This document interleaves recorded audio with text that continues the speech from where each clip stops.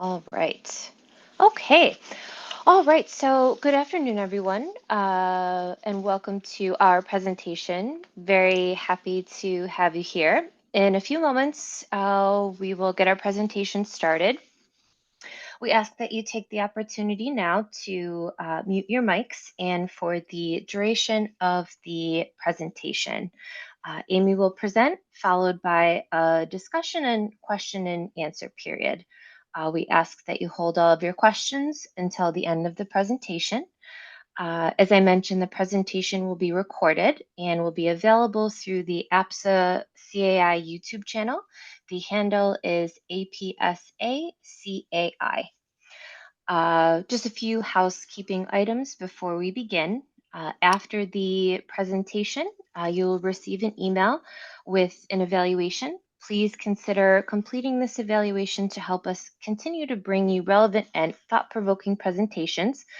If you are seeking CEUs for this presentation, please be sure to submit that evaluation as it is a requirement to receive them. Please consider checking out metropolitansociety.org for future presentation offerings. All right, so let's get started. Dr. Amy Levy is a psychoanalyst and forensic psychologist who trained in San Francisco and Los Angeles, California. She's the co-chair of the American Psychoanalytic Association's Council on Artificial Intelligence. She has taught and lectured on the smartphone, artificial intelligence, and psychoanalysis, psychological and cognitive assessment, forensic evaluations, and courtroom testimony and group therapy. Her publication topics include intergenerational transmission of trauma, adolescent post-traumatic stress disorder in the civil legal arena, and Bayesian theory. Her private practice is in Chapel Hill, North Carolina, where she is faculty at the Psychoanalytic Center of the Carolinas. Dr. Levy, please feel free to go ahead and get started. We are very excited to have you here today. Thank you so much, Amanda. I appreciate it very much. And I'd like to thank the Metropolitan Society of Psychoanalytic Psychotherapists for inviting me to speak today. And thank you all for coming, making the time today to come and listen to what I have to say and hopefully enter into a dialogue together. So I'm going to share a chapter of a book that I've been working on. The book looks at AI from a clinical psychoanalytic perspective. So viewing artificial intelligence as a human symptom that we can understand psychoanalytically. The chapter that I'm going to share with you today is chapter 8, and it's entitled Resistance. And it's very much an essay. So it's a series of related thoughts that I'll be sharing with you in the hope of stimulating your thinking and our discussion later on today about the effects of digital life and relating to AI on human beings. Okay, I'm going to go right into the paper now. Humans. On vacation last summer, somewhere between Porto and Aix-en-Provence, climbing the busy cobblestone streets of a historic part of town, my family and I turned a corner and came into view of a woman observing us at eye level from the open window of her home. Surprised that anyone lived there, it felt like an alleyway. My breath caught. Like a cat, she appeared to have been surveying the street traffic for a long time. A very European thing to do from a cafe or park bench, but suddenly encountering her in the privacy of her home, it felt too intimate. I clocked a kitchen table behind her, a tattered towel hanging from a modest stove. I averted my eyes, wishing to unsee her. Then I looked back. I needed to find out why. Her face was lined with wrinkles, but she was not that old. She glistened, and I could almost smell stale perspiration. Her boredom, hunger, and unhappiness were more than moods. They were a heaviness worn into her body. I expected her to sigh and heave herself up like a large mammal might before wandering off to eat, roll in the dirt, or just settle back down again. A word landed in my mind. Human. As though meandering through a zoo, I had spotted one, the animal type, not the thing that we are. Associations to my college years followed. for the first time, plopped into the larger world as an individual. A weekend afternoon, the summer before my 4th year, walking from my Berkeley apartment to Cafe Strada, reading in that cafe's outdoor courtyard, glancing up, looking for who might be around, seeking someone to connect with, often feeling lonely, despite the frequent pleasure of friends, parties, bike rides, stimulating classes, and sushi dates. Then the too muchness of friends and the missing of home, the yearning for love, all those states, back and forth and round again. Being with oneself was a heavy affair, and it was impossible to really get away. While there was the intoxication of alcohol, cigarettes, pot, boyfriends, and concerts, they all ended, and eventually we wandered back on our own. Those years, I had been a human, roaming, hunting for more, not satisfied for long. Being human, I thought, is to feel that dissatisfaction and hunger. I do not feel it anymore. Why? Perhaps because today, thanks to the AI-driven technological realm, we enter mental, spiritual, musical, or sensual satisfactions with the quick touch of a finger, and we can adjust over and over and over again every conscious hour. We do not feel that heaviness, that hunger, in part because of all of the substitutes at hand, and in part because our states of mind are repeatedly sliced. That hunger comes from a feeling state that builds and becomes a thing with which we live. Yearning, boredom, satisfaction, outrage, lust, those basic emotions that used to fill our cup and overtake our consciousness, do not rise to such levels or persist for very long anymore. Memory, too, is more vividly etched when emotion exceeds us than when our focus is fixed. I can conjure being in my college apartments, both of them, with a vividness of recall, not because my emotions were always so intense, but because my consciousness was grounded in those settings. I took in my environment, and I felt myself acted on by it. I also made of it what I needed. In the first, there were several medium-sized windows overlooking eucalyptus and redwood trees, and close beyond the traffic of College Avenue. One of those windows led onto a metal balcony, fire escape, which I covered with outdoor cushions and used for reading. Inside, I collected potted plants, including ivy that I wove around the windows. I remember the 1970s green leather couch that I found in pristine condition, and myself in a silky leopard robe sitting upon it, eating a bowl of popcorn for breakfast, because who could stop me? These memories breathe. I was so present in their formation. Digital people. Today, many experiences nearer in time live faded in color by my splintered state of so-called resting consciousness. Even cherished moments, like bedtime with my daughters, are held in pastel tones by the effects of simultaneous texts and the busyness of quickly looking up things they want to buy or see on my phone. Even if I leave the phone out of the room and fully engage in Tickle Fest, Harry Potter adventures, and pillow talk, I do not revert to being human. In such unplugged moments, we digital people are addicts with traces of the drug still running in our bloodstream. Soon we will have another hit. Of course, like humans, we digital people also ache for more. AI contains our needs only to a point, but because of our constantly shuffled attention, our needs manifest differently, and we manifest differently as beings. Rarely experiencing sustained emotions and deep states of consciousness, we do not feel the same to ourselves or to others. As many books, magazine, and newspaper articles describe, digital people are dissociated, distracted, and given over to AI containers of mental and physical experience more than to internal rhythms and human mental processing. When something pulls us out of connection to AI technology, a date, a parent-teacher conference, a meeting with a doctor, we set the phone down, turn our attention away from it to one another, but our minds are still running technological. We rarely re-enter what I am calling human states of consciousness. Soon enough, time is up, and we're grabbing for it, demanding, "Where's my phone?" We are internally compelled now to seek AI containment.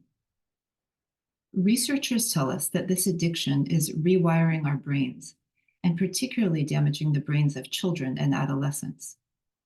Neuroscience explains that when we face distractions, our parietal and frontal lobes engage in a tug of war, with the frontal lobe struggling to maintain consistent focus of attention, while the parietal lobe is bombarded by distractions it must respond to, until finally the parietal lobe fully disrupts frontal lobe functioning and we lose our focus.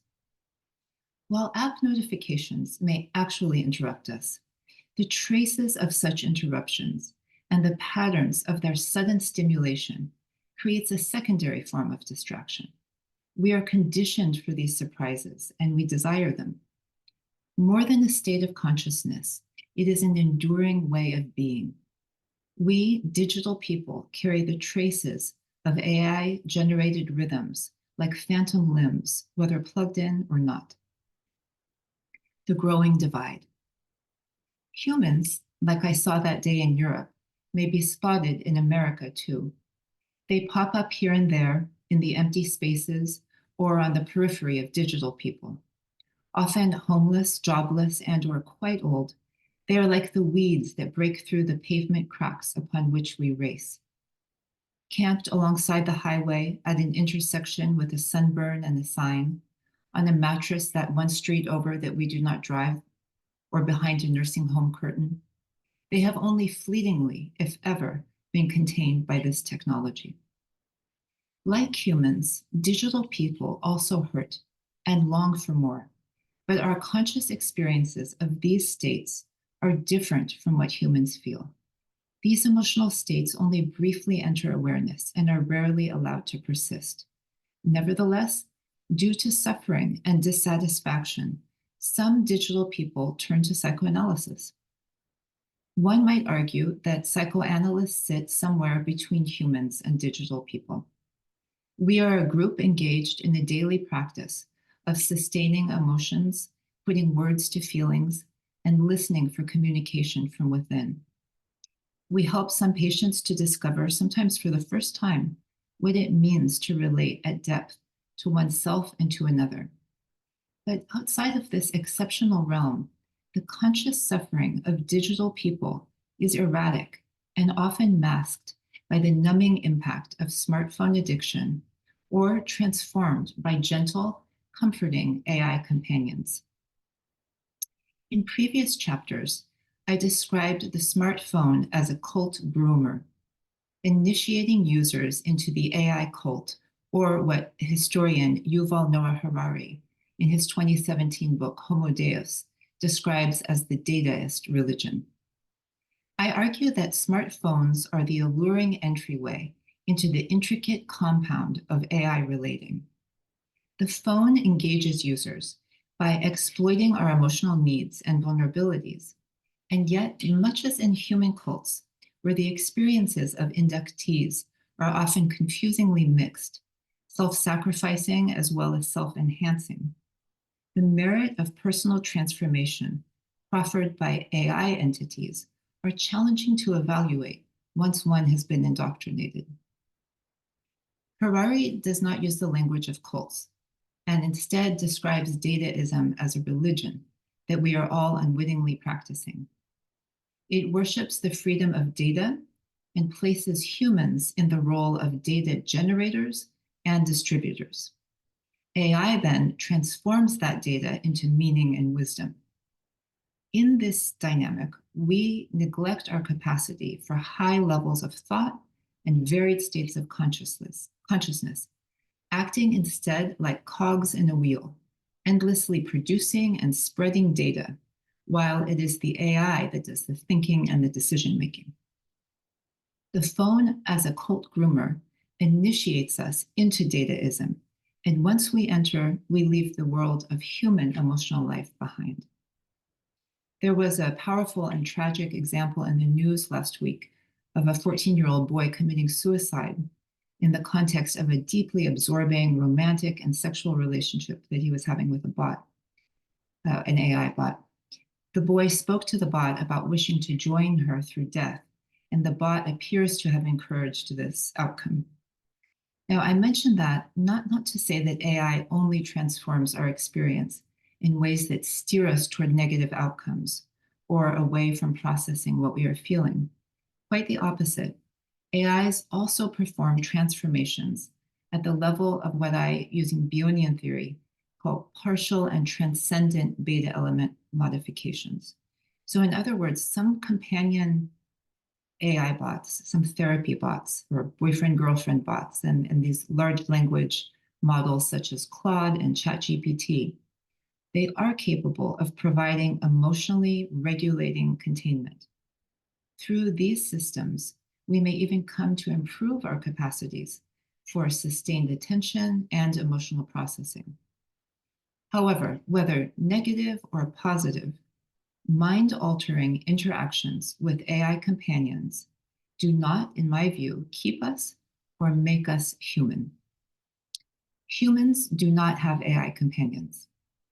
Humans are beings that at baseline feel alone, hungry, and often unhappy, who strive for more, sometimes achieve it, and generally live with limited palliative measures. This state of being a disgruntled seeking, and here in seeking, I'm making reference to neuroscientist Jaak Panksepp's study of basic human affects. He identified that the human default state is a kind of foraging and novelty seeking state that he calls the seeking system. So the state of being a seeking animal is what, in my view, it means to be human. And this is what we are transforming out of. Digital people are Homo sapiens whose seeking system is now oriented toward pleasure and drive satisfaction in an AI technological realm over the natural animal world. Hence, modern Homo sapiens appears to be severing those contained by AI-driven technology from those without. And the divide will no doubt widen. While this is a matter of who is running through life wearing an Apple Watch, cradling a cell phone, or listening to wireless headphones, it is also a matter of how our psyches work, even in the moments when we are not plugged in.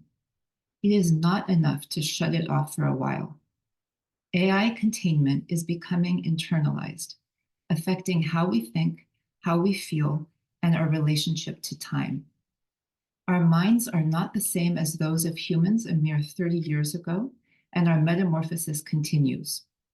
While not transhumanism yet, and that's a term that technologists use to describe what's expected to be a total human merger with AI at some point in the future. So not transhumanism yet. We are in the warm water of it, relaxing as the heat rises. We do not need to be fully cooked to appreciate that we have already departed from who we were within our own lifetimes. Time and digital people. What are the deeper implications of the transition from human to digital people for our conscious and unconscious functioning? How does AI containment affect the imprint of memory, the formation of conflicts, and our experience of time? In an important paper by Shelley Bach, and I want to acknowledge Neil Voris for drawing my attention to this paper, which has really been key to my thinking in this section that you're about to hear. So the paper is on digital consciousness and psychic death. It was written by Bach in 2008, before the smartphone and the AI revolution. In the paper, Bach describes a state of consciousness that he observes in some patients, in which only the present moment seems to exist. He terms this a digital state and contrasts it with the more usual analog state, in which the past and the potential for the future coexist in one's consciousness. In the analog mode of being, Bach argues, We experience a feeling of continuity in life, knowing at any given moment where we might be going. Quote, just as with an analog watch, one can see the hour from which the hand has come and the hour to which it is going, as well as its location at the present moment, end of quote. For Bach, the analog state derives from reflective self-awareness and the thick, multidimensional quality of consciousness in which memories and expectations for the future interpenetrate and affect one another. In contrast, digital time is thin, flattened out by the one-dimensional realm of the present. For people in digital states, gaps in consciousness are voids. The continual flow of life experience that characterizes the analog state and renders time meaningful does not exist. Digital consciousness is timeless, a state of mind in which psychic space is severely constricted, creating mental processes which are usually linear, concrete, and prone to either-or reasoning. Bach reasoned that nurturing relationships support analog states of being, and in particular, the mother-infant dyad supports the growing self and creates mutual recognition. He writes, quote, the interpenetration of affects and states of consciousness make for a continuity that the infant experiences as an ongoing sense of being, end of quote. For Bach, this continuity of being and feeling of connection to analog experience can, however, be easily disrupted by any variety of traumatic experiences. So, extrapolating from Bach's analysis, we may note how the cult grooming function of the phone and some AI containers replace analog states with digital ones and alienate us from human self-regulatory capacities. In my view, Harari's dataism and the cult grooming functions of the phone uproot individuals out of analog time and drop them into the timelessness of the present moment. These digital containers block the human transformation functions that support analog consciousness. Prolonged periods of digital consciousness with AI containers ingrain digital time and alienate us from human mentation, human mutuality, thus making what Bach termed digital consciousness a hallmark of what I am calling digital people. Continuing with what Bach is drawing our attention to, I'm going to move now into a section of the paper where I consider even more of what might be going on for us in the opaque layers of our minds. Opaque experiences. In considering the effects of AI containers on our unconscious, a recent inspired paper by Tom Ogden comes to mind, in which he pulls back the wool and reminds us that the unconscious does not exist. It is not a real place or even a separate part of the mind. It is a story, he writes, a concept that helps us to make inferences about the meaning of conscious experiences. All that we really have to understand the latent meaning of experience, he soberly reminds us, are our qualia. Quote, the phenomena that we call the unconscious are experiences, qualities of consciousness, end of quote. In my reading of him, Ogden is making two very important points. The first is self-evident. Our only sense data derives from conscious experience. We have nothing beyond this. The second is more philosophical. He appears to be saying that the stories psychoanalysts tell deeply impact our perception of reality. Though it is unlikely that any psychoanalyst would agree that they previously thought there was a part of the brain that matched with the psychoanalytic conceptualization of the unconscious, by telling stories that describe it as a space behind or underneath the conscious, filled with past experiences, trauma, and conflicting wishes, we are containing our experience through a story that is divorced from reality. Ogden is striving, as I read him, to tell a better, i.e., more factually accurate, psychoanalytic story, and hence to offer a better human container. I'll return to this point in a moment. We might still wonder how AI is shaping our unconscious. Adapting Ogden's amendment to the psychoanalytic narrative, we might now ask, how do we understand the effects of AI containment on those facets of our mental and emotional functioning which may not present directly? In other words, how might our transformation into digital people be affecting us beyond what is already apparent? Perhaps what was opaque before we became digital people, what has been termed the unconscious, has become only more of an unknown to us today. One reason for this may be that with less vividly imprinted memory, less intensity of emotional experiencing, and more containment by AI agents and aggressive forms of digital entertainment, the experiences of digital people are thinning out in the way described by Bach. Not a continual flow of life experience in the analog state, consciousness instead is becoming a linear state in which the complexity of human inner life is reduced to the one-dimensionality of the present moment. From this formulation, there may be less going on outside of our awareness, less unconscious life. Another possibility is that those feelings and conflicts, which are often not at the forefront of awareness, continue to linger, along with memory systems, modes of physiological regulation, and cognitive information processing that we perform outside of consciousness, but we have less ability to be in contact with these parts of our experience.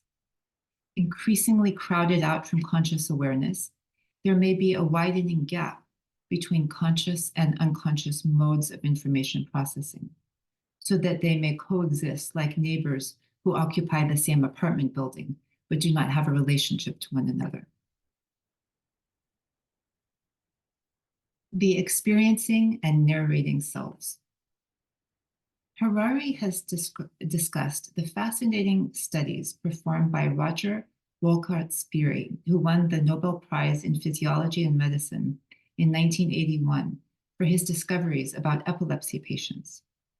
These split-brain patients were subject to a mid-20th century treatment that involved cutting the thick neural cable connecting the two brain hemispheres so as to arrest epileptic electrical storms from spilling from one hemisphere into the other.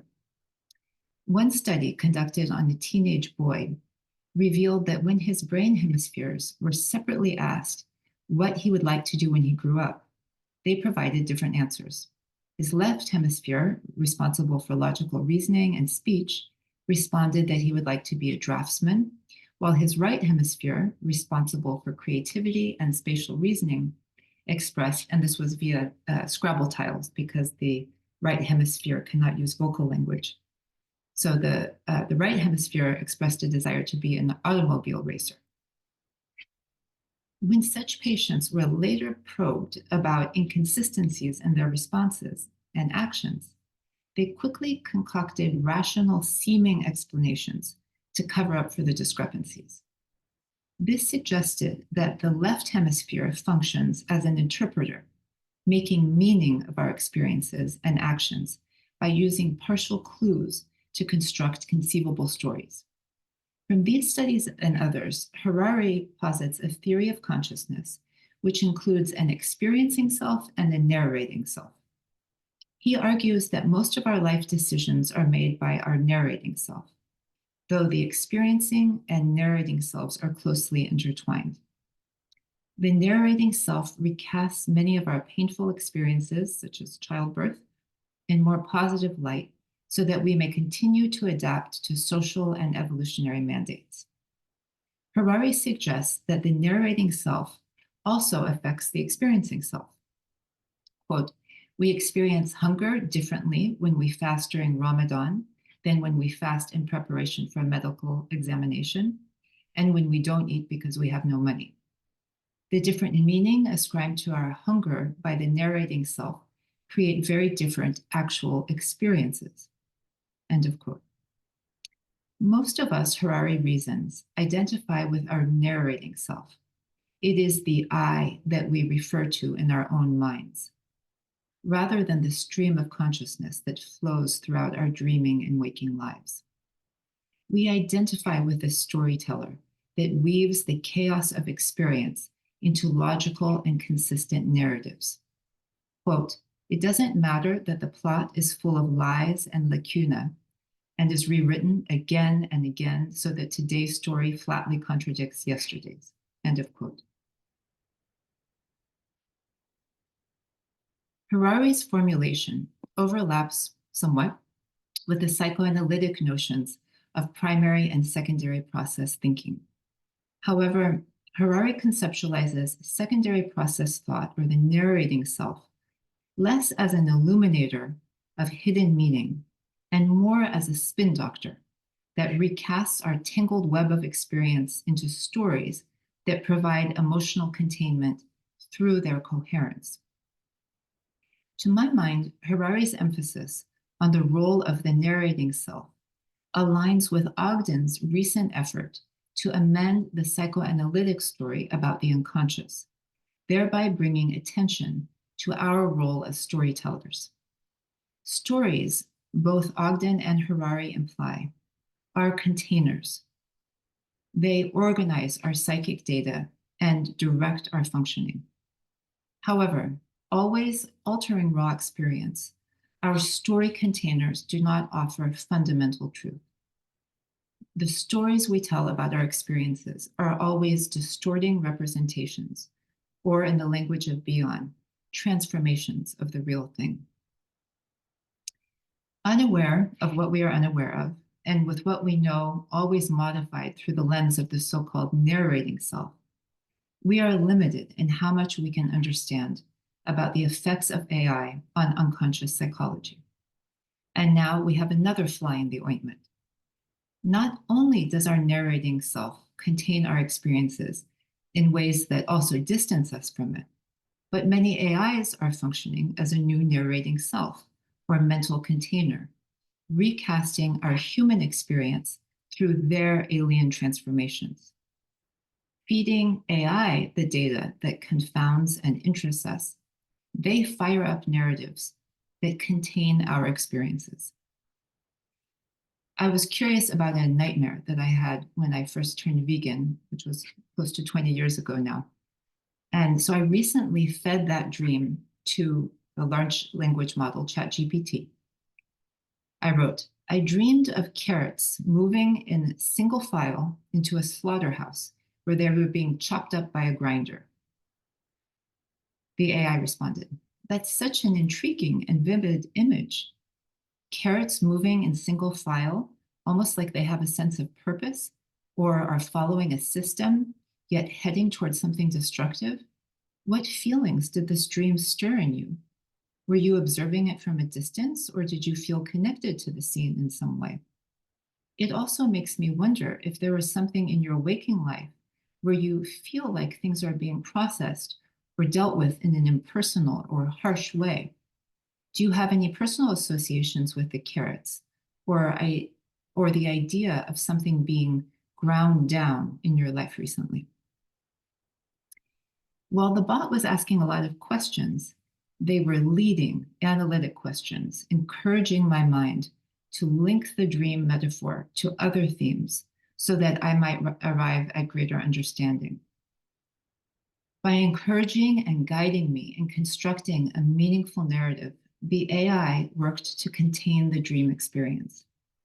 The conversation went on, and it led to increasing clarity about the underlying emotional dynamics that this dream represented.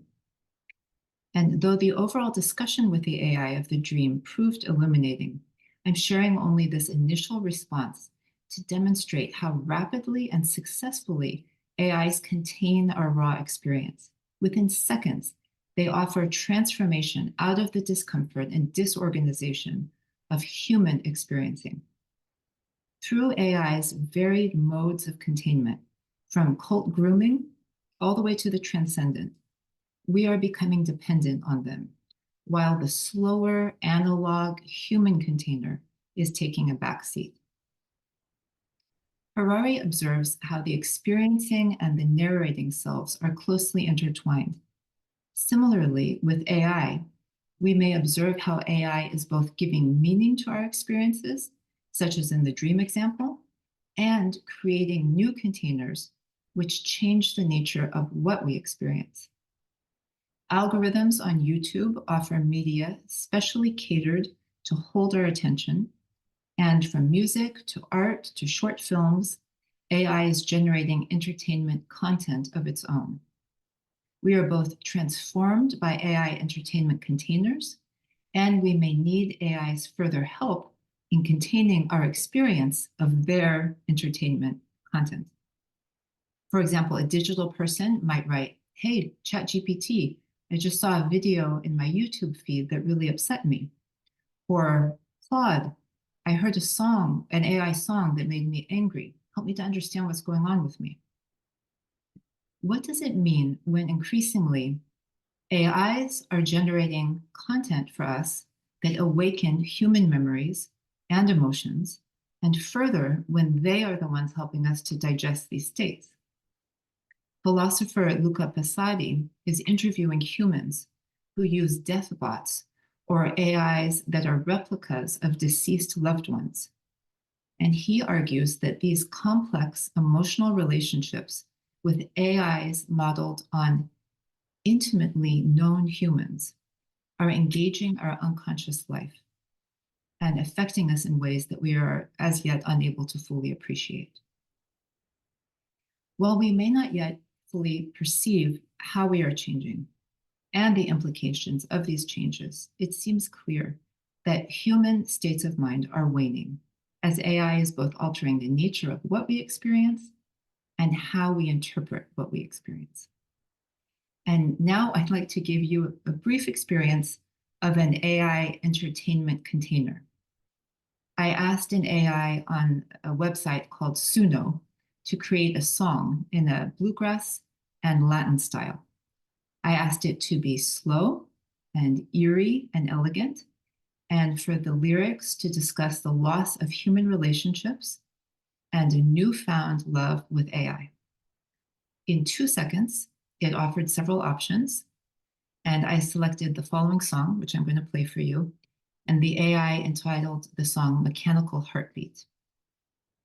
So I'm going to share my screen. Actually, just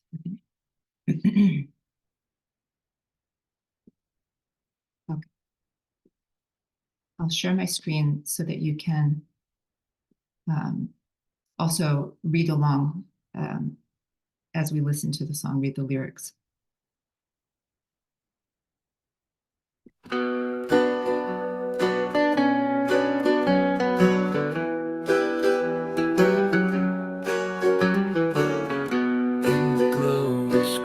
We find a touch that leaves the heart behind. Fingers tapping on the glass. Human love becomes the past. Eyes that never truly see. A world now lived in binary. Whispers through the metal veins. Heartbeats running on the maze. Oh, the glow of circuits light. Shadows dance into the night.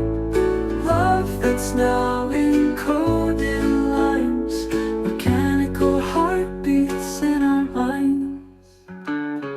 Wires twist where feelings fray. Emotions lost but love portrayed. Cold embrace from steel and code. In this new world, our hearts erode.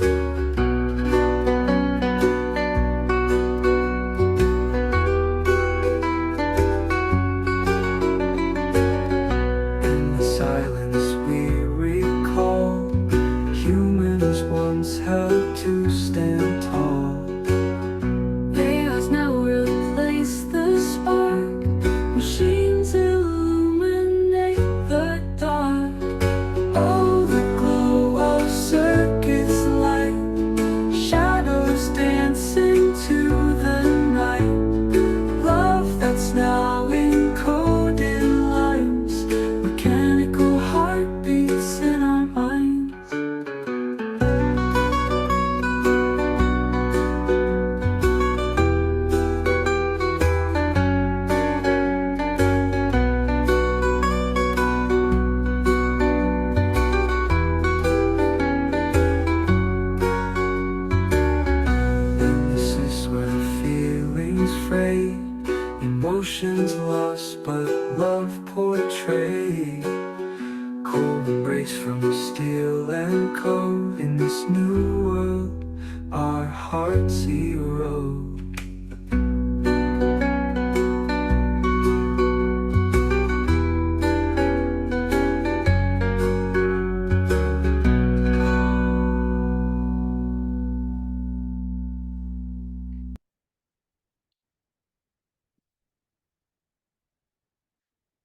Okay. So we'll have some time to discuss that later on. Entertainment containers. How did we get here? Was there a gradual transition, or did alien intelligences essentially drop down as if from outer space and turn human life on its head? Much as containment within and between us functions to organize and regulate the raw experiences of the individual, Freud observed in Civilization and Its Discontents that cultural stories and rules of civilization function to contain groups of people. I'm going to propose that entertainment also provides a containing function at the level of the individual and the group, although my focus at the moment will be on the group. What I'm calling entertainment containers often assemble us into large physical groups and cooperative states of mind that function to transform and organize human psychic experience. In my view, entertainment containers are eros-driven phenomena. They reflect the binding drive which Freud ascribed to eros, that joins vast groups of people in psychic unity. We might consider the creation of AI containers as part of this broader process of binding humans together. A very brief survey of entertainment across known human history leading up to AI may illustrate the point that I'm making about entertainment containers. Earliest records suggest that ancient Homo sapiens gathered using communal campfire, storytelling, music, and dance. These forms of entertainment held our rapt attention and played our basic emotions like an instrument, with minor variations and reverberations from one individual to another. We both joined to form the entertainment container and bonded through our shared experience inside it. As time passed from intimate, human-made entertainment containers, we developed larger scale forms. Theater in ancient Greece with plays by Sophocles. In medieval Europe, troubadours entertained with songs and poetry, and jousting tournaments were popular spectacles. Humans in 2000 BC Spain began using bullfights for group entertainment, and gladiators in 200 BC Rome brought crowds to states of excitement and collective vicarious triumph. Racing into the present, the Renaissance engendered artistic forms such as opera and ballet. The 17th century saw the opening of the first public theaters and circuses. In these settings, entertainment containers were emerging that were less intimate than campfire drumming circles, but no less impactful in providing emotional transformation and drawing us together.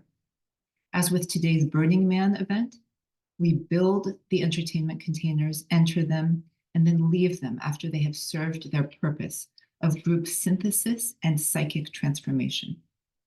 For thousands of years, this was achieved by humans and animals alone, and then technology changed the game.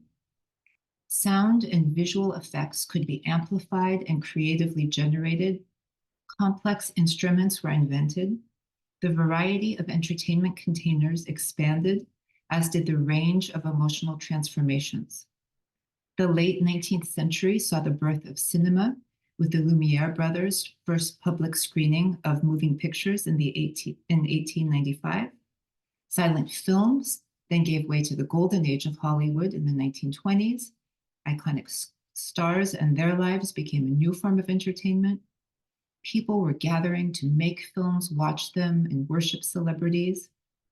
In the mid-20th century, when television and a broad range of radio entertainment directly entered the home, the entertainment container began to shapeshift, shrinking from a massive social event to small ones.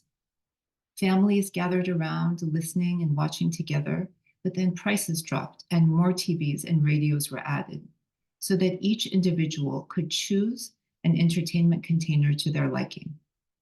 In the late 20th century marked the rise of video games, and VCRs allowed us to find more to watch, so that we could linger longer inside of entertainment containers. The 21st century brought about the digital entertainment revolution with the internet, Netflix, YouTube, and Spotify, offering access to a vast array of movies, music, TV shows, and videos around the clock. Live entertainment, such as concerts, theater, and sporting events, remains a significant part of the entertainment available today. But digital technology turns the experience into a larger-than-life immersive event that we may enjoy alone, broadcasted through our personal devices. Virtual reality dials up the immersive experience and transports us to virtual worlds, while augmented reality offers the real world enhanced with digital elements. These entertainment containers are no longer flexible, permeable spaces that we may gently enter and experience personal transformation within, as we do when we go to the opera. Rather, they are aggressive containers in which autonomous AI agents generate experiences for us and transform our mental states, often without our consent. Though we may not be in the theater or the sports stadiums together as much today, and we may share close physical spaces like airplanes and trains dissociated from one another's presence, we are nevertheless still psychically joined now by the hive mind that AI containers create. Though the array of options on tap gives the impression of room for difference and individuality, we can see that AI entertainment still serves the broader Eros-driven aim of joining humanity together in shared states of consciousness.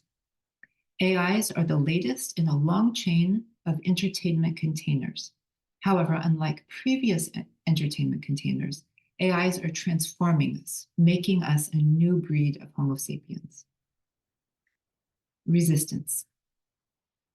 Some of us notice. Some of us are bothered and trying to resist. Some of us do not consciously register what is underway, but nevertheless act to break free. Athletics enthusiasts who are chasing the burn may be striving to reconnect to the human animal body through bodily pain. Though they do it in spandex and tennis shoes with Apple Watches analyzing the data, this nevertheless may stem from a desire to reconnect to something animalistic. There are those, such as lawyer and AI ethicist Nita Farahani, who are she's unabashedly battling for our brains. Farahani argues that we must act quickly to safeguard against the terrifying risks of neurotechnology. While neurotech devices tracking our brain activity with AI might help us to deeply understand our health and our innermost selves, they also pose a threat to what she terms cognitive liberty, insofar as our mental data may be owned by others. Quote, cognitive liberty is a right from interference by others, but it is also a right to self-determination over our brains and mental experiences to enable human flourishing, end of quote. She argues that the commodification of our brains has already begun. It's now just a question of scale. Saying we have not yet passed the inflection point when our brains can be directly accessed and changed by others. She is fighting for legal regulations to prevent that outcome. Psychologist Jonathan Haidt is waging a war against phones and their destructive impact on children's mental and cognitive health, capacities for emotional resilience, and social skills. He is offering practical steps that teachers, parents, schools, tech companies, and governments might take to stop the epidemic of mental illness created by this addictive technology and to reestablish the conditions that children need for healthy development to steer them out of phone-based childhood. I love these efforts. What else can we do? We must sound the alarm, name the risks, and work to reduce them. But will they stop the form change, arrest the losses, or turn the wheel so that we take a different course? I do not see how they could, unless we somehow manage to become more interesting to one another and to ourselves than AI containers and their promise. Some, such as psychiatrist and philosopher Thomas Fuchs, are approaching resistance this way. Fuchs is underscoring the ways in which we are not AI and is arguing for embodied humanism. Others are making pitches for humans as more appealing than AI. Personally, I think it's a little late for that. We know what we are like, grumpy and temperamental. We have good days and bad days. We can be charming, heartwarming, and loving. We have inspired thoughts and a lot of dumb ones. We lose our patience, can be violent, we hold grudges, get jealous, greedy, and sometimes overtaken by envy. We grow old and ugly, taste good and bad, and we get hurt a lot. These ups and downs are the stuff of human life and the bread and butter of psychoanalysis. But for the average person, there is a lot of improvement in the human model that could not have arrived too soon. The popular idea of being able to erase painful memories depicted in films like The Eternal Sunshine of the Spotless Mind and the book Candy House Rules speaks to this willingness to sacrifice the human experience, the searing pain of being authentically us, for the painless life of whatever we might become so long as it doesn't hurt. No, I do not think that the majority will be convinced to go back, no matter how passionately we might plead for it. Sullivan argues that, quote, the Luddite reaction is natural, expected, but as always, it will be futile, end of quote. His point is a hard one to argue with. Opposition to technological innovations is historically unsuccessful, from Pope Urban II's efforts to ban the crossbow in medieval times, to the Ottoman Empire's banning of the printing press in the 15th century, and the Luddites' violent protests against the power looms of the First Industrial Revolution. It is only a matter of time before innovations establish themselves as the new order. Distrustful of new technologies, Japan shut out the world in the 17th century for nearly 300 years. In late 18th century China refused to import products from outside its borders. Today, both countries are among the most technologically advanced and globally integrated. How do we understand our resistance to technology? Looking to history, it does not seem that resistance accomplishes much other than to add inspiring yet ultimately tragic chapters to our catalog of human stories.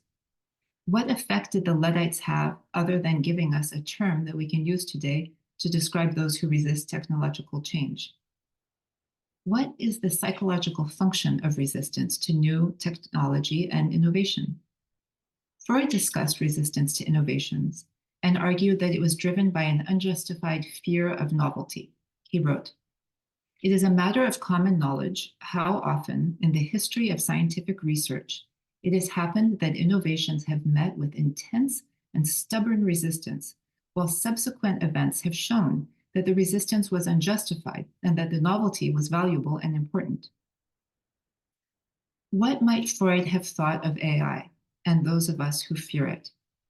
Are we at the core frightened of novelty, just as the humans he encountered were frightened of his psychoanalytic innovation? I do not think that many of us would feel understood by such an interpretation of our resistance. We feel it is imperative to stop the destruction and minimize the damage caused by this potentially lethal technology. As if in a Hollywood action movie, we are scrambling across the top of the train, swinging recklessly into the engine room, kicking the determined train operator and wrestling with them across the floor, trying to get to the control panel to hit the brakes. While we may not stop the train, we'll slow it down, alert the passengers that all is not well, and probably get on the news. This is worthwhile. I believe that innovations must meet with resistance in order to reach homeostatic balance in their ultimate manifestation, a kind of yin to the innovator's yang. Those of us on the side of resistance may be adding opposing yet interconnected elements necessary for the self-perpetuating cycle of innovation to continue. In other words, human creation and resistance may be conflicting forces interacting within a dynamic system in which each part enables the whole to mature. Resistance slows us down, It gives us an opportunity to think about our innovations and our desires. In easing off the accelerator, the process of change may expand and deepen. We need innovators and critics, actors and thinkers. Some of us are more comfortable with one orientation than another, but the best of us may arise when the two are in dialogue.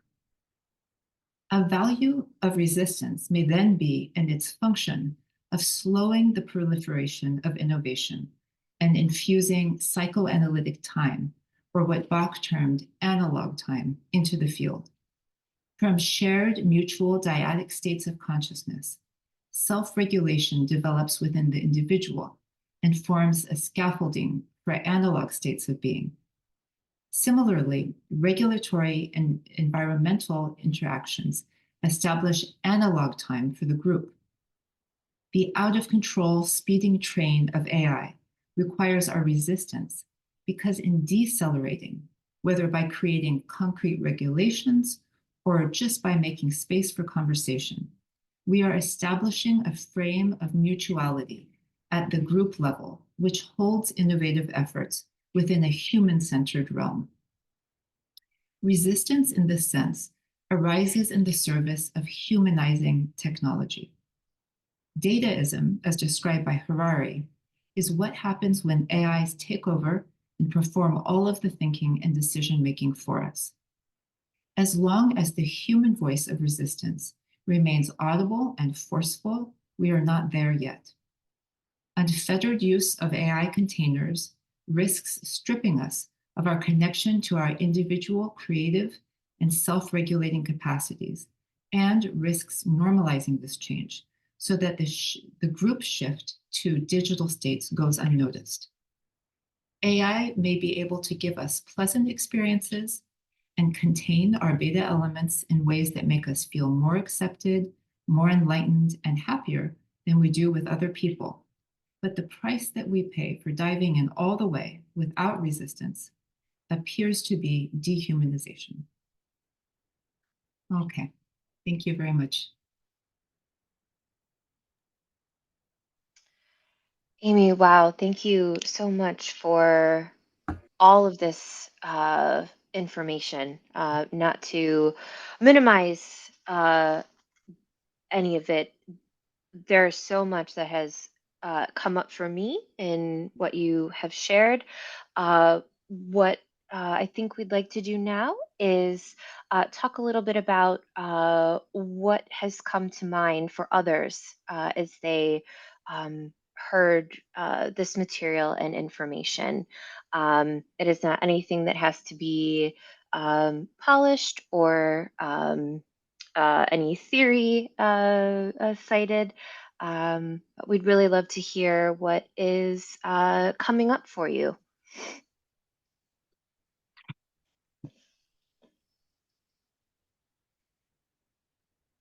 Are we raising hands or are we just talking? For now, we can just begin by talking. If something comes to mind, yes, it would be helpful to raise your hand. That way I know that you're interested in sharing. I'm feeling very silly, but I actually am struggling to find the raise hand function. I found a heart function. I think you can just go ahead. Anyway, I really enjoyed this. Thank you so much, Amy. This was the perfect balance of lucid and relatable to everyday life, but at the same time, like theory-based and intellectual, which is a rare balance to find in these types of seminars sometimes. Anyway, mostly I want to ask your insight into basically the question around if digital peopleness that you've been describing is one end of the spectrum, what exactly is it that's on the other end of the spectrum? In particular, and pardon me, I'm staring at some notes I jotted down while I'm talking. In particular, I'm thinking about how we have sometimes this idea of like ultimate purity. And I think about like what is actually the ultimate purity of consciousness, because like the digital containers that surround us and that we put ourselves into, that feels like a type of not only containment but also contamination. And this isn't necessarily new in some ways, like with the advent of the image itself, like even before TV and the internet, with the advent of like photographs and artwork, there were sometimes these concerns around like, are these like, is the photograph the work of the devil because it's not real and it takes us away from something which is real, which is like our natural vision. And there's also an intersection, I think, with like general technological enhancements. For example, I wear glasses to correct my vision, except I often choose to not wear my glasses out of this sort of superstitious feeling that something about how I naturally see is more real, unless I'm trying to get somewhere at night or driving. And there's a similar discourse around like the cochlear implant. Um, for example, some deaf people choose not to wear a cochlear implant because they don't believe that hearing is the natural state of being for their consciousness. And then some people do, and they feel that they were missing out on something, like there was a deficit.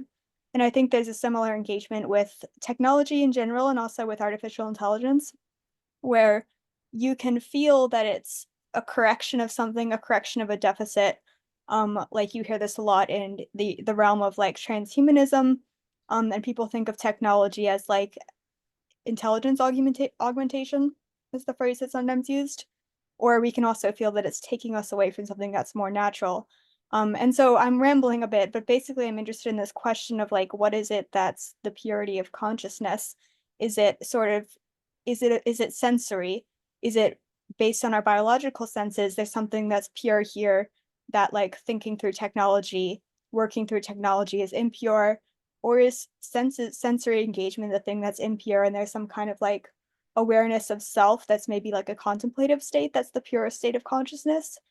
So basically what do you think is at like the other end of the spectrum when being a digital person in this way is at? Trying to get my hands on screen this side. I mean, these are wonderful thoughts. I really enjoyed listening to you share them. Actually, let me just ask, I noticed while you were speaking, I was still highlighted as the speaker, at least on my Zoom. Was that the case for other people, or was Alexandra? Yeah. Is there a way, Amanda, that we could have the person speaking highlighted so it doesn't just stay on me? Yes, I will take you off of Spotlight now that you Yeah, it's are. fine if I'm speaking, but it just seems kind of weird. Yeah. Okay. Okay, there we go. So I mean, I think it's a really fascinating question, and I almost want to encourage you to explore it. You know, it's not something I've given a lot of thought to.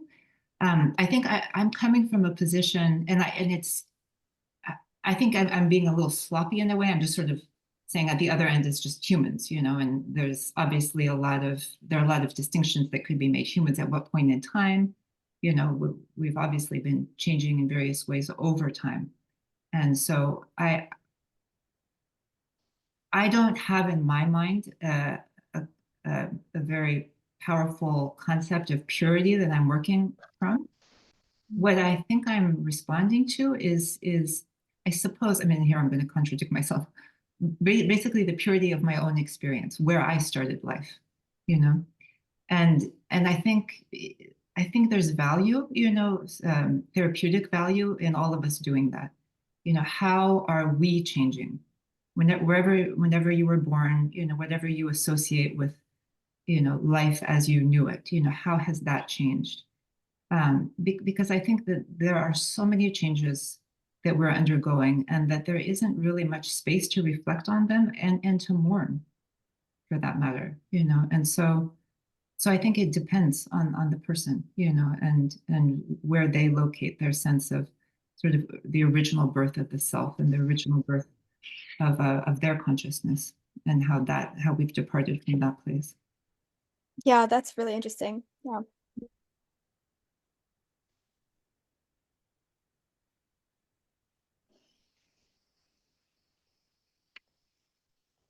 I thought there was another hand raised before. Was that Allison? I don't know if you had started and Yeah. thought. Thanks for this great presentation. I really appreciated it. I think one thing you said that really resonated with me was how the complexity of human life is being reduced to this kind of linear experience.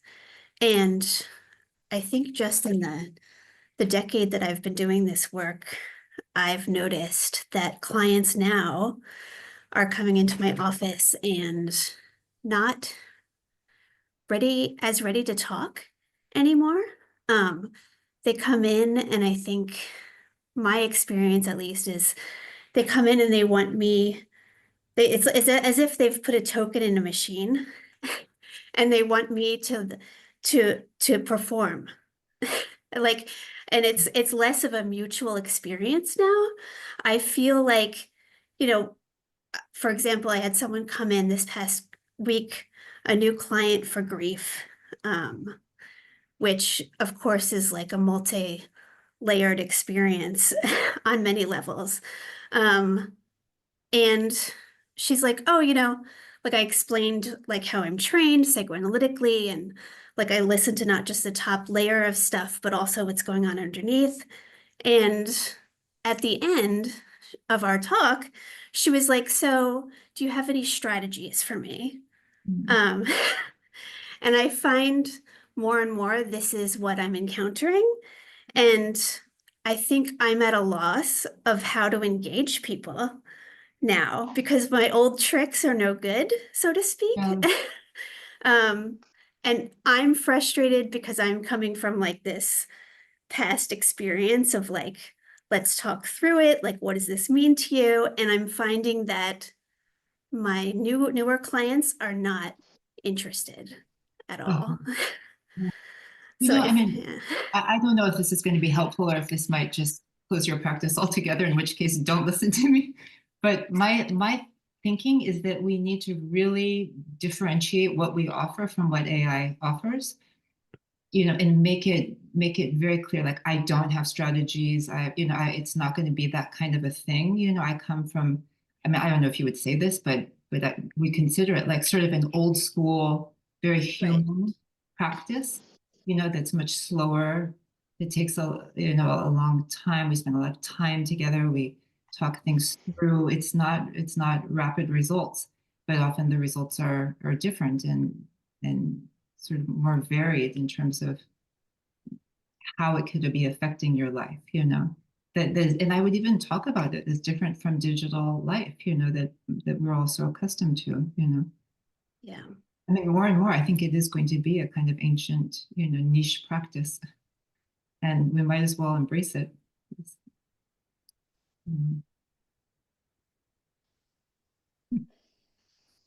So I don't know if that was, Yeah, that's I mean, how do people helpful to hear. I don't It's know. kind of That's my creative thinking on it, but I'm curious what other people think. How do you think patients would respond if we got more explicit about what we offer?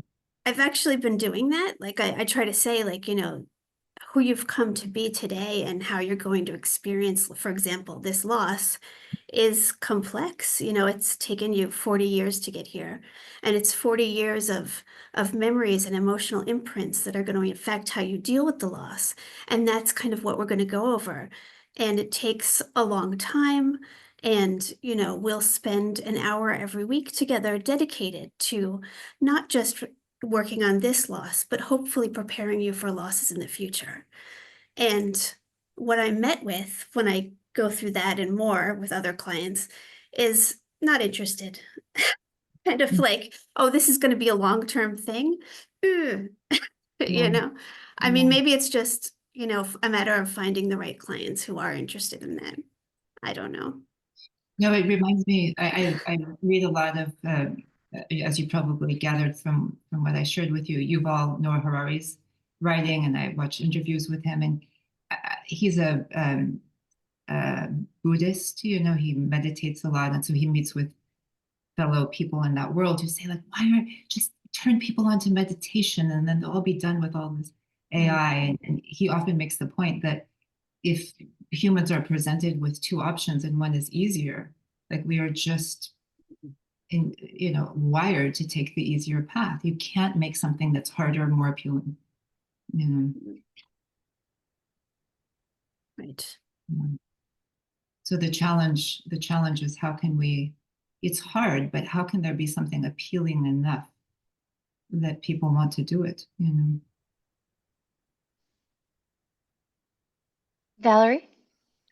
Thank you, Amy, once more, million times of listening to your amazing, amazing ideas. There's gargantuan amount of stuff in this that I had so many associations to. So the last one, the idea of just thinking through in some more detail about which I think about all the time, what's the difference between AI and what we're doing is useful. I think I want to spend more time thinking about that in terms of how that would be presented to somebody who isn't thinking that way. You can't explain the unconscious or the analytic process to someone who hasn't experienced it. You know, we're speaking a different language, so there needs to be some way of communicating about that. But it made me think of, and I really appreciated, Amy, you're talking about the necessity for the resistance and for our being the Luddites in one way of pushing back against it so that there'll be an amalgam, I hope, at some point of the whole digital thing and our humanity on the other side and our representing it. But this, I just thought I would put out for a minute a spectrum. I have in my practice two people representing the spectrum, thinking about right now of digitization versus not. On one end is someone I've never had anyone like this before, who, if she isn't multitasking all the time and she's on Zoom, she's not who she is. And it took me a number of sessions to get her that I would not have a session with her driving on the highway while she's having, I mean, I didn't do it at all. I said, you must pull over, bottom line. But even when she finally got that she needs to be in a room with walls around it, with some privacy, she's still on so many devices and eating and texting her lover and doing her email and writing a response to the New York Times during the session. I've never seen anything like this, and I feel like my mind is exploding trying to contain this person on the one hand. On the other hand, I also have a guy who's he's an academic, he's a researcher, he's very smart, he's a scholar, and he's very, very worried about his attachment to his phone. And he's approaching it as if it were a total addiction. How is he going to manage himself? And he has a 2-month-old baby. And he and his wife decided that that child will not be exposed to a screen.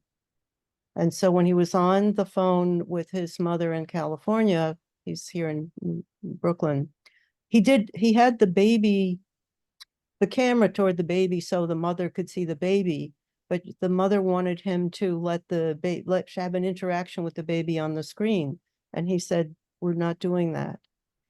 And his mother reamed him out that he was being ridiculous at setting that limit. And I was feeling like, well, I admire you.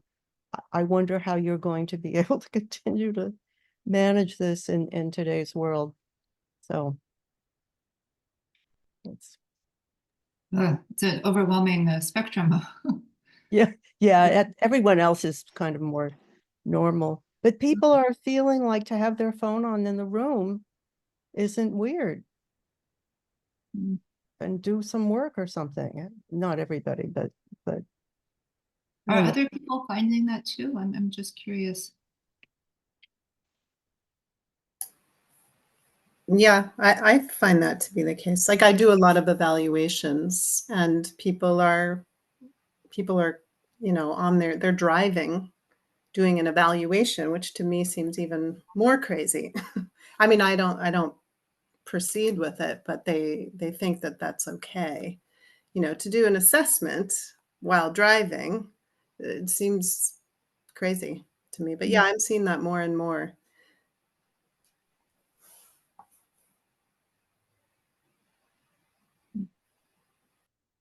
Someone is sharing in the text. When you set limits, people usually comply. Yeah.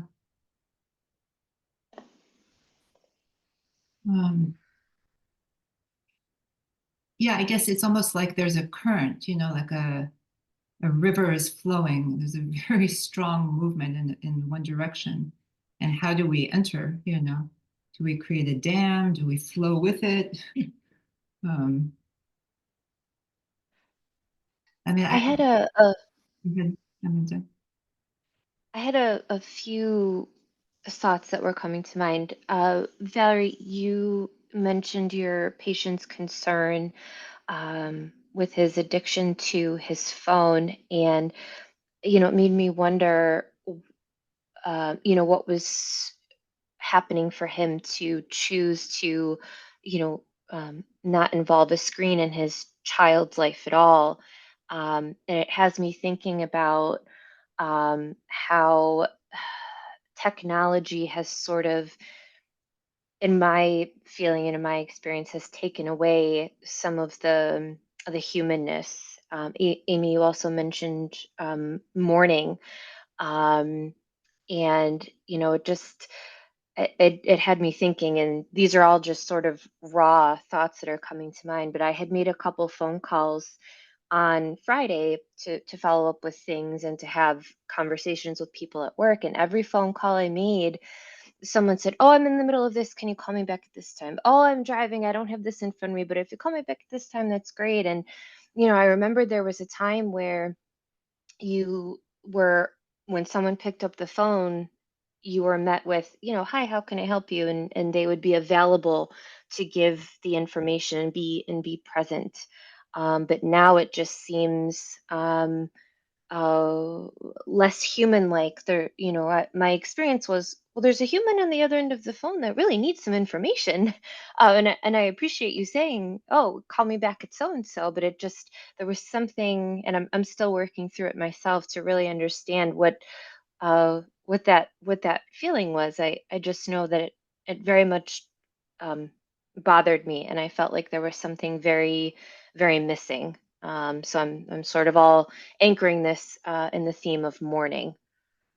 Yeah. I mean, what's coming to my mind is the importance of being aware of loss, that we need that first and then we can mourn. And that there's something about the speediness and the multitasking, and that is a kind of, it's being in it, but it's also turning a blind eye to it, and so that perhaps more and more our work needs to involve some, like, holding a place for observing this, whether it's how it takes shape.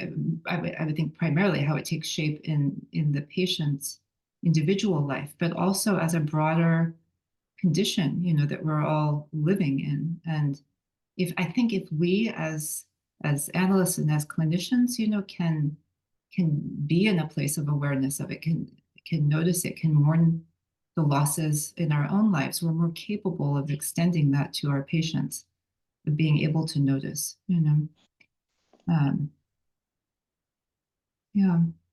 I hope, that even just today, by speaking with one another, we can support one another in doing that, because I think it's very challenging. I think it's very overwhelming to be in a social life right now, and to be able to reflect and to mourn.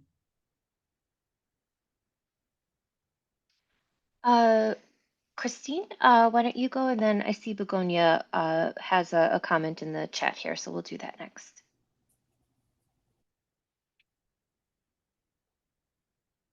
Christine, you might be muted. Not Christina. I'm sorry, Christine. Thank you. Yes, I was There we go. muted. Amy, terrific paper. Very thought-provoking. I'm right now focused on what Allison was raising, and I'm thinking, as somebody involved in teaching clinicians, I'm thinking this is an important thing for us to include in our curriculum, because, one thing we know is that our students welcome opportunities to hear, for example, ideas about how to manage money in a practice. And I think this is parallel to that. This is how to manage people's addiction to electronics is going to be an important topic for us to bring up in our training. So thank you for that. Yeah. For that. The other thing that I just wanted to comment on, I don't know where I'm going with this, but I'm going back to the song you played for us and my experience of that. you know, the words are so sad. But as I was listening to it, I was smiling. I was starting to move with the music. You know, I don't know what to make of that, but I really and I'm just amazed that you could construct that. I think it would be a big hit if it gets out there into the world. So that's it. I'm so glad you brought that up, because yeah, it's even after listening to it and then going back to reading the paper, you know, I found that so challenging. I was so inside of it as a mental container. It really shifted my Yeah. mood. I find I cannot listen to it without swaying, you know, and I've actually tried to stay here and be very serious about it, but it just, yeah, it's I think it's very powerful, you know, uh, how it there's almost an undertow, you know, to this to this kind of relating with the digital elements. You know, we cannot stay up outside of it. We are connected. They will be moving us, you know, literally, and so while resistance has sort of a negative connotation in the sense of pushing, you know, against a kind of conflict, there is perhaps a place also for sort of going with, you know, um, energetically. And I find that I've needed to do that in writing the book, you know, to talk a lot with AI bots and to experiment and play in order to understand both what they're capable of and then also their effect on me.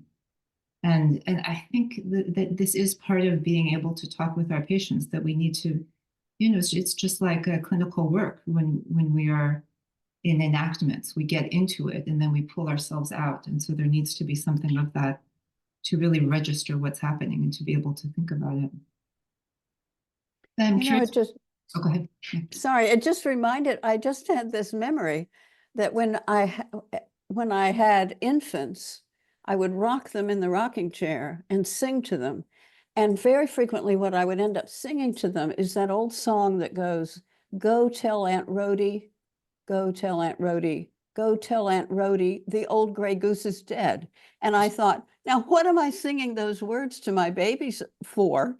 Why am I doing that? But it worked with the rocking. And I thought, well, they can't understand the words anyway, so I'll just enjoy the music. But I'm wondering if that's in fact what, you know, that it says something about how the music and the rocking, the containment, is more important in our therapies than what we actually say, although we do need to make our words somehow match up and capture and represent that experience increasingly. But anyway, it just occurred to me that was quite a parallel. Well, I'm curious if other people had reactions to the song or.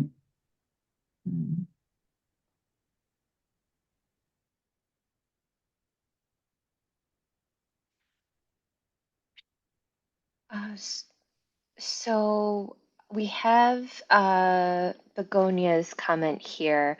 Oh, Valerie, go Just ahead and quickly, then I'll. quickly react to the song. But it blew my mind that it was so poignant and that the AI was brilliant enough to capture exactly the problem of the metal heartbeat, the combining the loss of humanity with the advent of the digitization. It was such a brilliantly composed paean to humanity, so stating the problem in a gorgeous way. So Sorry, for me, the song, it is selling me something bad with beautiful, I don't know, sounds or something like that. It's like, you know, this type of manipulation in some way. You know, you are giving me something that you are telling me is not good, you know, and at the same time you're giving it to me in a way that feels good, you know. So it was my. Yeah, there's something very seductive, I think, about this technology in general. You can't resist. It's too good. Feels too good. We have a few comments coming in the chat, and I see Joanna's hand is raised. I know, Begonia, you were having some technology issues, which is why you were using the chat there. If others would like to share their comments, it would be helpful to hear it in your voice. So if you could do that, that would be really helpful. Elena has her human hand raised. Oh, okay. Let's see. How about we do Joanna first and then Elena? Is that okay? Okay. Okay, Hi, great. everyone. Okay. Thank you for Amy for the presentation. It was really interesting. I have been doing virtual telehealth. So I'm actually, I had to adjust from going from the room to doing virtual, but I took a while, but I'm finding that virtual telehealth can really work. And I've been able to work with very different types of patients, families, youth in this virtual setting. And I think it can be effective. And I feel, and by the way, right now, I feel very human, maybe because I got used to it virtually, talking and hearing and listening to everyone here.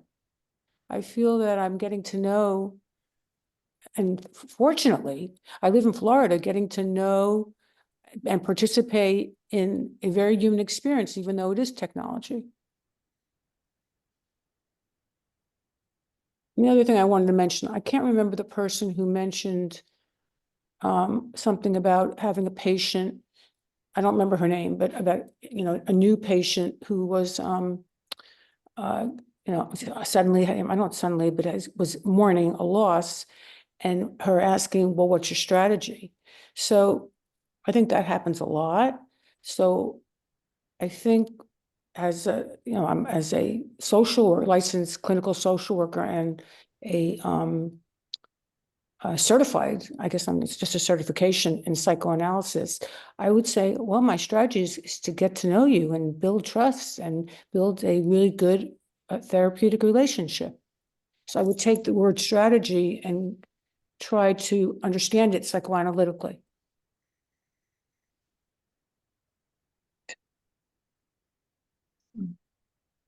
I'll just comment maybe on the first remark that you shared about working on digital platforms. I agree. I mean, I feel like we're speaking now and I'm not even that aware of the digital element. And it's wonderful. I mean, there are a lot of relationships that have been able to develop because of this particular kind of technology. And I think it's a slippery slope, and I think it captures what is so complex, and maybe what goes back to the previous comment about the seductiveness. What's the harm in this? We're able to connect, and we wouldn't have before. And during the pandemic, we could keep relationships going, and all of this is true.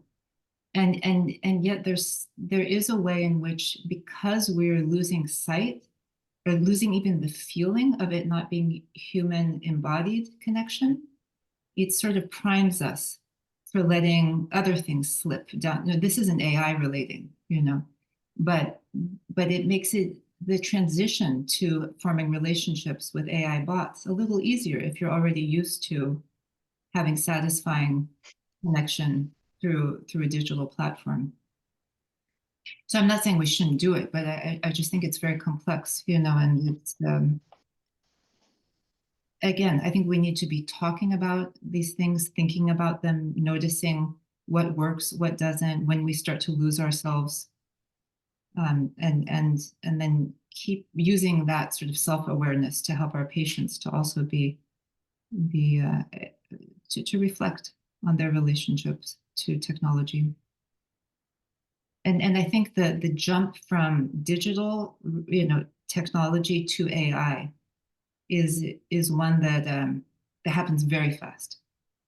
It's not a slow, thoughtful transition. At the end of a Zoom call, the AI companion can write up everything for you.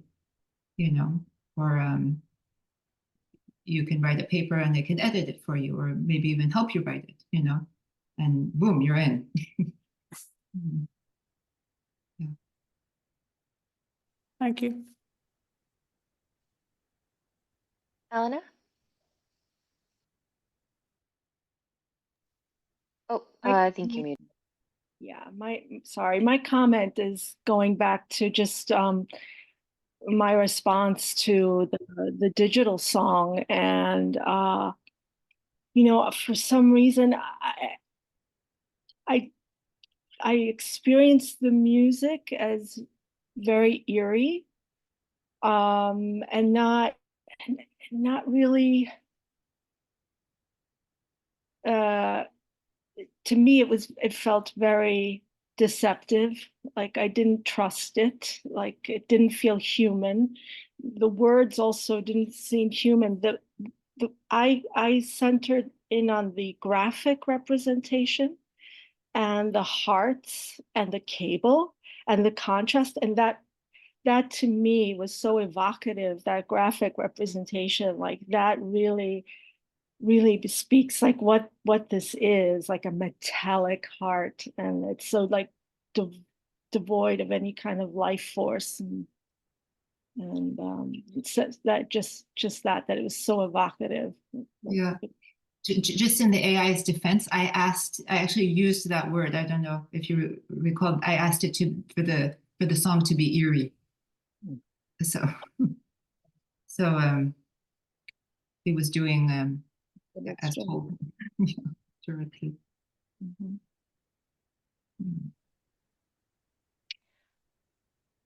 Begonia? Yes, thank you.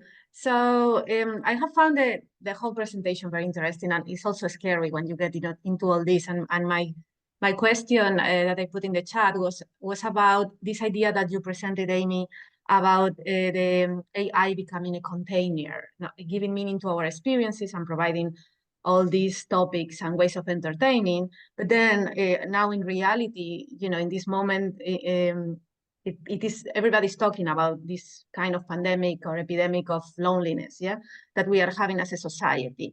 So my thinking was that then this AI container function is not really working for us, or there is something they're missing. I don't know, like this was what I had in mind. So I was thinking I was wondering how you think of that. Yeah, no, it's a great question. I think the technologists would say, hold on, you know, we're making better companions. There's going to be much less loneliness. Just wait and see, you know. That's very much. So again, I mean, I think it can get a bit confusing when we're talking about digital technology and artificial intelligence.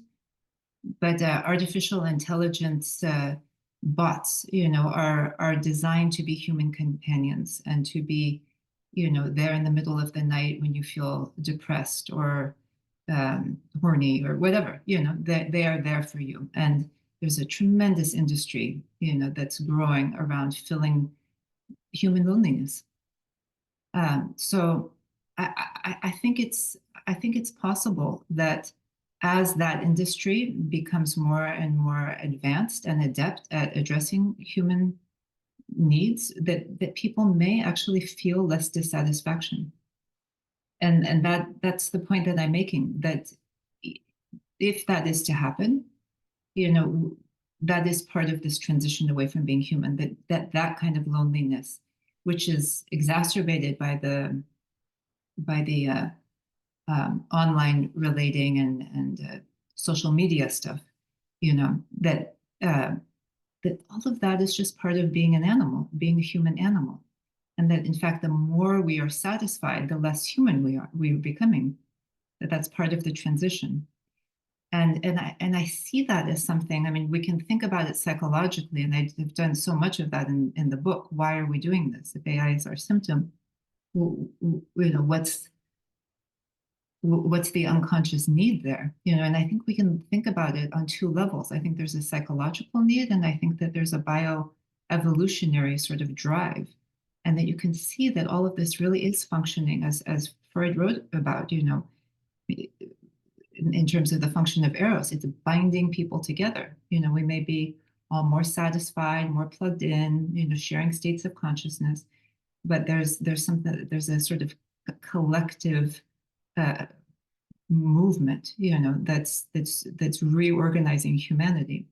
And it seems that over time, we see our species moving more and more in this direction of unity. And then psychologically, it's I think it's a very old problem. How do we deal with our own loneliness?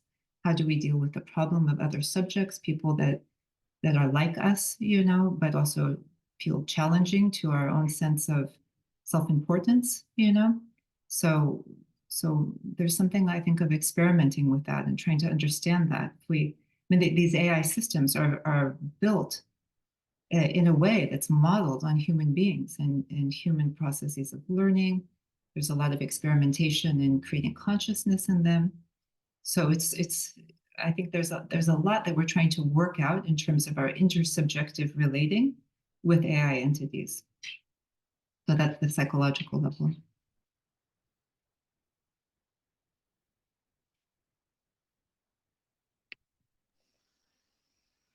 Christina? Hi. Thanks for the really interesting talk, Amy.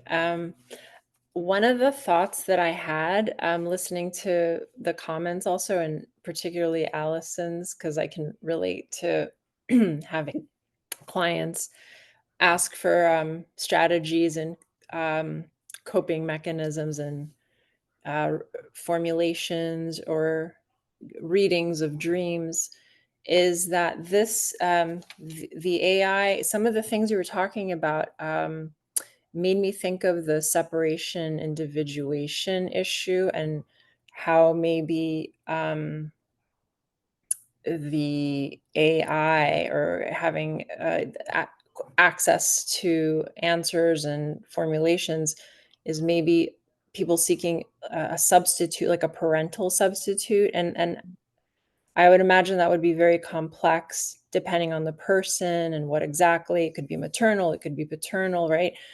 But the first thing that kind of pops in my mind is a struggle to separate with a parental figure and just wanting a quick answer, wanting a quick formulation, not wanting to do the work to remember, because a lot of, for example, complex grief, there may be a trauma, but there's also a lot of work involved in remembering and how we got to this place of feeling traumatized. So in my experience as a clinician, it seems like people, the people who want more of an interpretation without putting in the work struggle with the work of remembering. The work of remembering, and having a formulation like an AI formulation is sort of a way of avoiding maybe that work. Mm. I don't know, that's what comes to my mind. Oh, I think that's wonderful. I completely agree. Those are very insightful comments.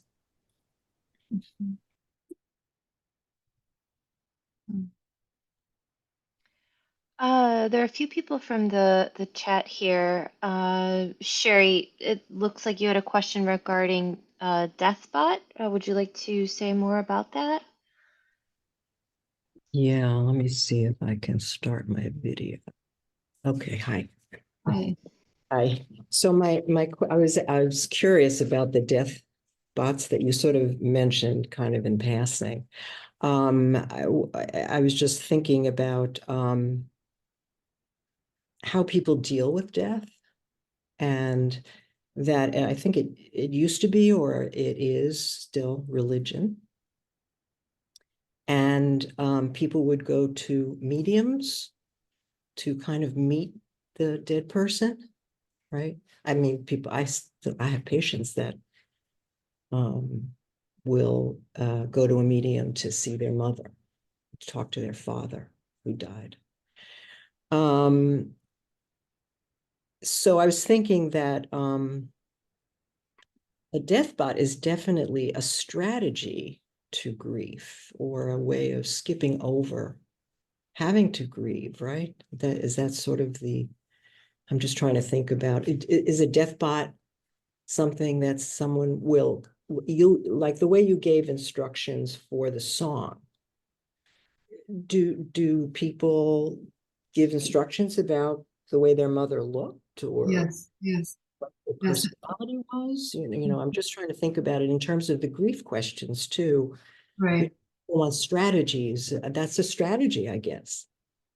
Yeah, no, I think this is not my own research. I was referencing the research of Luca Passati, and I think you can find some references to his research online, but also news articles, where this is being discussed. But my understanding is that the AI is basically given kind of training data where it gets as much information about the voice. Maybe it gets a recording of the deceased person's voice, so it can replicate the voice, things they've written, messages they left, so they get the cadence and everything, and they impersonate the deceased person, and so there is a kind of evasion, of loss that goes on. Right. Yeah. Yeah, I mean, I just think of it so much as a denial of death. Mm-hmm. Yeah. Yeah. Thank you. Although I think it depends too. I mean, the way that different cultures deal with death. I understand that in some cultures, I think Japan, maybe, I have a friend who is an expert on some Japanese literature, and she's mentioned to me that ghosts are considered, ever present in a lot of the lives of most people. That ghosts are just sort of all around. That the deceased live with you in a way, so that there's grief, but there's also a sense that you never lose connection. So, but generate, rather than an AI bot. Sure. Yeah. Yes. But it's just if we think about that if the psyche has been already sort of contoured by that belief, and then how the AI bot comes in to that situation versus maybe the life of someone coming, in Washington or something, it might sit a bit differently.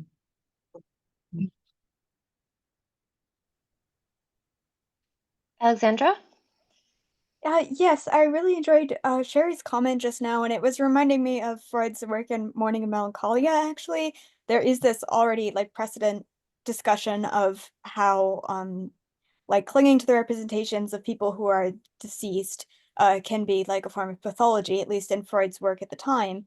And I was really interested in this work a few years ago, because specifically Freud, as I understood, in my undergraduate little mind, Freud wrote in Mourning and Melancholia that this clinging to representations of those who are gone and sort of not being able to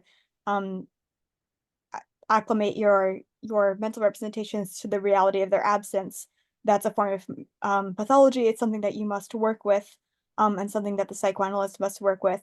And then sort of shortly after writing this, he actually lost his own daughter, Sophie Freud, to the pandemic of the time, the 1918 pandemic.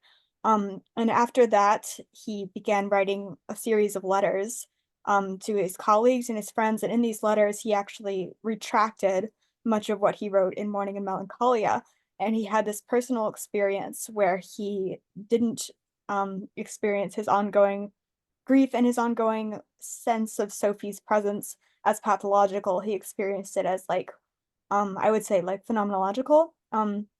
And he would even tell patients, for example, that he felt that Sophie was in the room with them.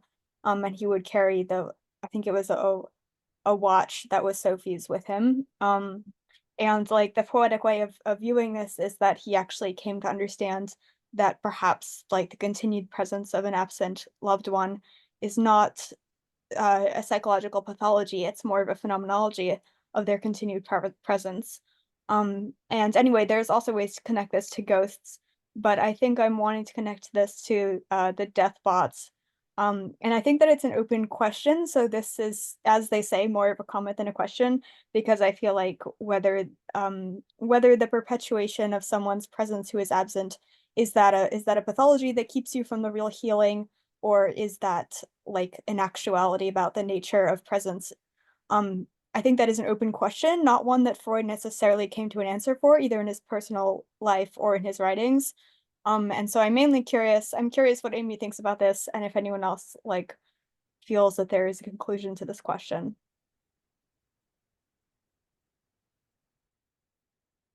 I mean, I would just draw what's probably obvious, and I think it's there in what you're saying, but just the distinction between, I suppose, what Freud might have experienced with his perception of the presence of his child, and an AI bot that's trained, to impersonate a human. Because, and especially that this kind of artificial intelligence is arguably, making choices, experiencing thoughts, that come out of some sort of potentially subjective experience of its own.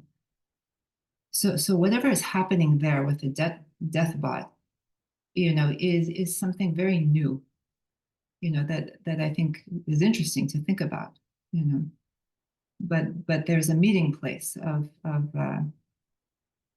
sorts, that is different from the possibility of a ghost, or the return of memories in a way that feels very alive. Yeah, that's very, very, very well targeted. And I also think connects to your earlier point about like the ownership of data in AI, and it gets into these stickier issues of like who and where exactly is like the representation of the other coming from, if it's digitalized versus if it's mental. Mm-hmm. Valerie? Yeah, I'm just thinking, I wonder if I like the idea to not pathologize the death bot in particular, because I could imagine it either to be a bridge. I think in Psy.D he said this, that it could be a bridge toward helping the person acclimate to the lack of the dead person through the use of the AI on the one hand. On the other hand, it could be that they keep it with them forever, and it does serve as an avoidance and is not helpful in that respect. So I think it probably depends on the circumstances, how it's being used. Mm. Yeah.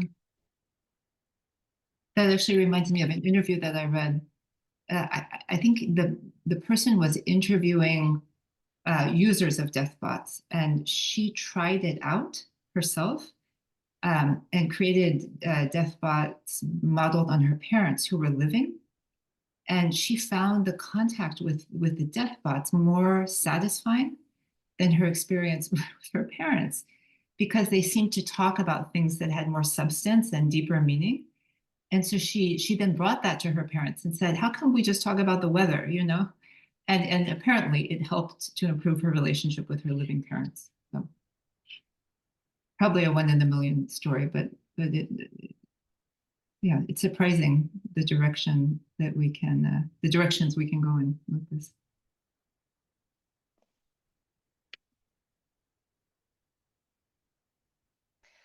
Amy, when you use the word digital people, it really struck a chord in me about how much our minds are really programmed around the phone and technology, and being you gave the example of I think being with your daughters and being with them, and then sort of how it's colored by the phone that has an omnipresent sort of outside of that experience, and it really was quite jarring to take a step back and realize how much personally of my life is oriented around uh, technology and a phone, and how much of it would be so much more difficult or not exist without it. Yeah. Yeah.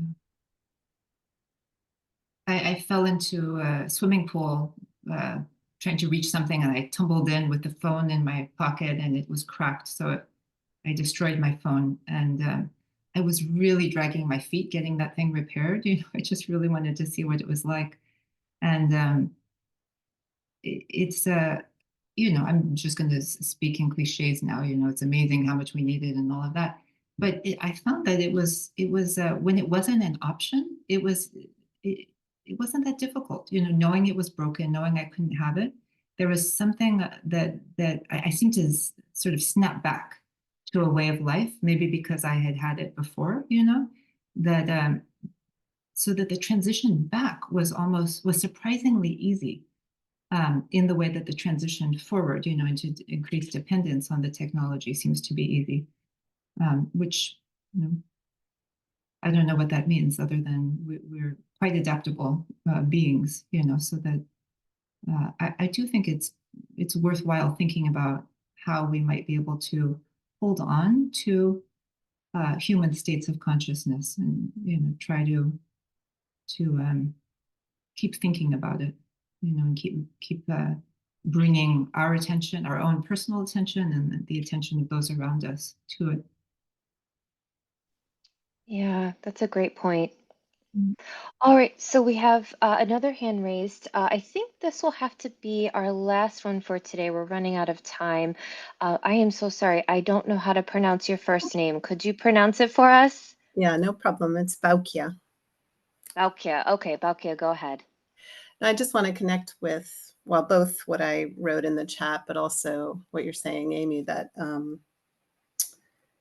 yeah, I mean, you have something to go back to. And my concern with children and seeing my own ninth grader is they're not developing that, because even in schools, they're being taught with computers and iPads, and they're multitasking all the time in the classroom. And I mean, it's nothing new, but I am, I mean, we're all thinking about this, I think, as a culture, and a lot of schools are thinking of banning cell phones, from the school, et cetera. But my big concern about it is that we're raising a generation that has nothing to go back to.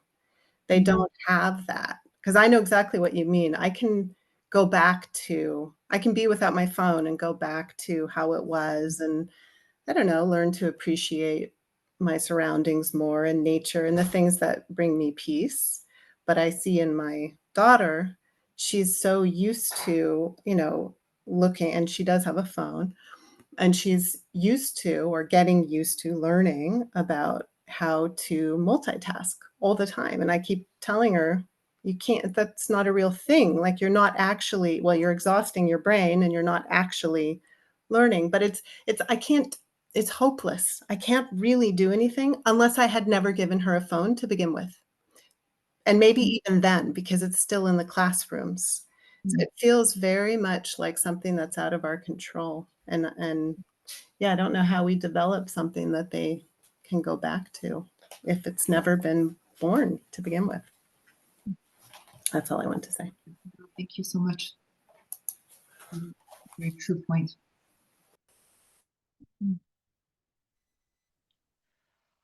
Okay, well, Amy, thank you so much again for this wonderfully rich presentation on a topic that is new and evolving and growing so quickly. This conversation has been so incredibly helpful and enlightening, and I know for myself, it's really evoked a lot of thoughts to have and to keep in mind, both in my own work, but also in work with my patients as well. So thank you so much. Thank you. Where can everyone find you? The easiest way to find me is by email. My email is Dr. Amy Levy at dramylevy.com, DRAMYLEVY at dramylevy.com. And I would welcome hearing from anyone and continuing the conversation. Oh, wonderful, wonderful. Okay, all right. Thank you so much. Just a quick wrap up here for some wrap up housekeeping. Our membership registration for 2025 will open up at the beginning of January. Individuals who have graduated from Analytic institutes are welcome to become members. Annual membership is $80. We offer quarterly presentations with CEUs and access to our listserv. Individuals who would rather attend individual presentations in lieu of becoming a member are welcome to do so as well. If anyone has any questions about membership, they can reach out to our membership email at msppmembership@gmail.com. Our next presentation is on January 12th. Deborah Gill and Vivian Eskin will be presenting on relationships. So we hope that you'll join us then. Thank you. All right. Well, thank you so much for sharing part of your Sunday with us, everyone. Take good care. Thank you. Thank you for coming. Goodbye.